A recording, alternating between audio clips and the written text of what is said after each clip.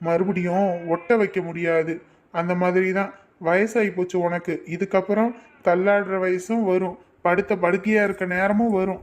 ஆனா நீ நல்லா இருக்கணும்னு நான் நினைக்கிறேன். அப்படி எதுவும் வந்தாலும் மருமவளை இப்ப நீ ஒழுங்கா பாத்துக்கிட்டீன்னா மட்டும்தான் அப்பா அவ உன்னை நல்லா பாத்துப்பா. இப்ப அவளை நீ பாரமா நினைச்சீன்னா அதுக்கப்புறம் அவளும் உன்னைய பாரமா தான் நினைப்பா. அதுக்கப்புறம் உனக்கு நரகத்தை வாழும்போதே நீ பார்க்க வேண்டியதா போயிடும். புரிஞ்சுக்கோ.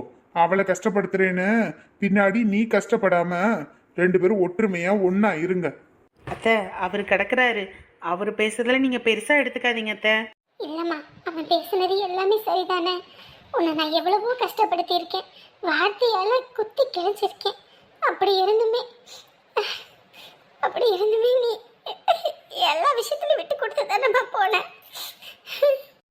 அத்தை, என் அம்மா பேசுனா நான் பொறுத்துட்டு தானே போறேன். அந்த மாதிரி தான். அதுவும் இல்லாமல் நீங்கள் திட்டுறத காதில் வாங்கிட்டு இருந்தா தானே அதை